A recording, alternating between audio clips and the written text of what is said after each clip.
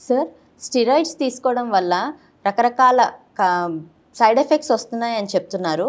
మీరు చెప్పినట్లు ఐసైట్ కూడా ఎవరికో ఎఫెక్ట్ అయిందని చెప్తున్నారు. అలానే స్టెరాయిడ్స్ తీసుకోవడం వల్ల వెయిట్ గెయిన్ అవ్వడం, ఇలా రకరకాల ఎఫెక్ట్స్ ఉన్నాయి కదా sir.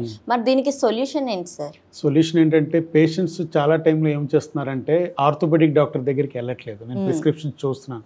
General MBBS MD doctor దగ్గరికి వెళ్ళిపోయి వాళ్ళు ఒకళ్ళ దగ్గర కూడా వెళ్ళట్లేదు. ఒక ఇద్దరు ముగ్గురిని అలాగా మార్చేసి సెకండ్ డాక్టర్కి వెళ్ళినప్పుడు ఫస్ట్ డాక్టర్ కూడా చెప్పరు. సో వాళ్ళంతటి వాళ్ళే డిసిషన్ చేసి అలా మార్చేస్తూ ఉంటారు. సో దానివల్ల ఒక కంటిన్యూటీ ఆఫ్ కేర్ ఉండదు. సో దానివల్ల అలా తీసుకోవడం వల్ల అది అవుతుంది. సో అలాగా అది కూడా వాళ్ళు స్టెరాయిడ్ టాబ్లెట్స్ అలాగే అవాయిడ్ చేయాలి.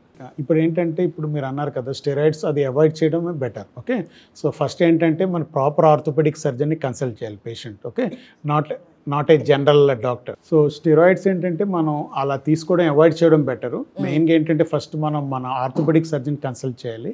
మంచి ఆర్థోపెడిక్ సర్జన్ కన్సల్ట్ ఏంటి ట్రీట్మెంట్ తీసుకోవాలి. తర్వాత పేషెంట్స్ డాక్టర్ని మార్చకూడదు. ఒకే డాక్టర్ దగ్గర వెళ్తే కంటిన్యూటీ ఆఫ్ కేర్ ఉంటుంది. అది అవాయిడ్ చేస్తే మనకి స్టెరాయిడ్ వల్ల కాంప్లికేషన్స్ కానీ సైడ్ ఎఫెక్ట్స్ ఉండవు. దాని తర్వాత పెయిన్ ఎక్కువ వచ్చినప్పుడు మనం ఆల్టర్నేటివ్ మెజర్స్ తీసుకోవాలి. ఫిజియోథెరపీ, బ్రేస్, రెస్ట్ తీసుకోవడం, ఇవన్నీ మన యాక్టివిటీ మాడిఫై చేయడం, ఇవన్నీ చేస్తే మనకి తగ్గుతుంది. సో మనం అది చేయకుండా మన యాక్టివిటీ డాక్టర్ మాట వినకుండా వాళ్ళని అలాగా మెట్లు ఎక్కడం దిగడం యాక్టివిటీస్ చేసేసి అలా చేయడం వల్ల ఏంటో ఉంటుందంటే పెయిన్ అలా పర్సిస్ట్ ఉంటుంది. అది తగ్గడానికి వాళ్ళు డెస్పరేట్ అయిపోయి పెయిన్ కిల్లర్స్ స్టెరాయిడ్ తీసుకుంటూ ఉంటారు. సో మనం అది అవాయిడ్ చేయాలి. మొన్న ఏమైందంటే ఒక పేషెంట్ నాతో కడుపు నొప్పితో వచ్చారు. నీ ఆస్టియోఆర్థరైటిస్ ఉంది, కడుపు నొప్పితో వచ్చారు. చూస్తే ఏంటంటే వాళ్ళు అప్పటికే చాలా మంది డాక్టర్స్ చుట్టూ తిరిగి వాళ్ళు పెయిన్ కిల్లర్స్ ఒక కోర్స్ తర్వాత కంటిన్యూస్గా వేసుకుని స్టెరాయిడ్ 2 కోర్సులు కూడా తీసుకున్నారు 2 వీక్స్ ఇద్దరు డాక్టర్ దగ్గర. మెయిన్ ప్రాబ్లం అంటే పేషెంట్ ఏం చేస్తారంటే రెండో డాక్టర్ దగ్గర మొదటి డాక్టర్ ట్రీట్మెంట్ చెప్పరు. సో ఆ డాక్టర్ తగ్గలేదని చెప్పి మళ్ళీ మార్చేస్తూ ఉంటారు. సో ఇలా ఇది కామన్ ఇష్యూ ఇక్కడ చాలాసార్లు చూస్తాను. They change doctors multiple times, continuity కూడా ఉండదు. అలా చేయడం వల్ల వాళ్ళు కడుపు నొప్పి చూస్తే గ్యాస్ట్రోఎంటరాలజిస్ట్ పంపితే వాళ్ళకి అల్సర్ కూడా వచ్చేసింది. సో అలాంటి సైడ్ ఎఫెక్ట్స్ కూడా వస్తూ ఉంటాయి. కొంతమందికి అది ప్రాణాల మీద కూడా వస్తుంది. అదే డిలే ఇన్ డయాగ్నోసిస్ అవుతాయి కడుపు నొప్పిని వాళ్ళని నెగ్లెక్ట్ చేస్తే. So that's why it's very important to see a good doctor and follow him to have a continuity of care. అలా మార్చేస్తుంటే మనకి తెలియదు.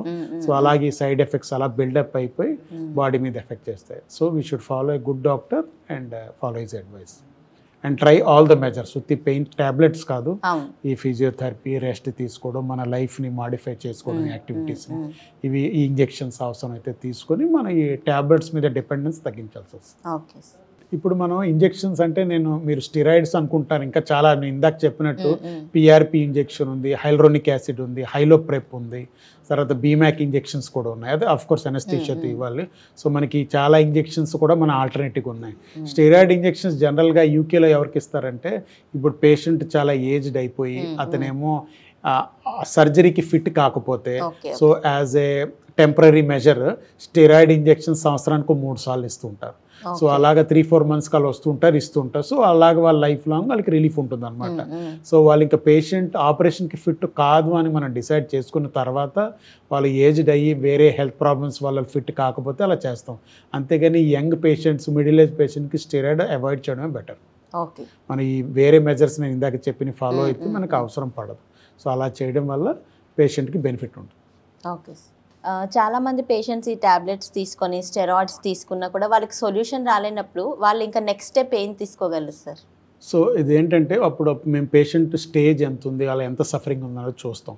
సో దాన్ని బట్టి మనం నెక్స్ట్ స్టెప్ చేస్తాం అనమాట. ఇప్పుడు ఇంజెక్షన్ తర్వాత ఇంకోటి ఏంటంటే మనం ఆర్థ్రోస్కోపీ సర్జరీ కూడా చేయొచ్చు. ఆర్థ్రోస్కోపీ అంటే చిన్న ఇన్సిషన్స్తో చేస్తాము, చిన్న రంధ్రాలతో చేయను, జాయింట్లోని 2 వైపు నుంచి వెళ్ళి చేస్తాం.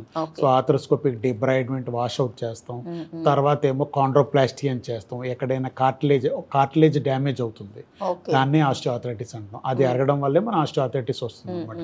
అక్కడ లోకలైజ్గా ఉంటే మనం కాండ్రోప్లాస్టిక్ చేస్తాం, మైక్రో ఫ్రాక్చర్ చేస్తాం.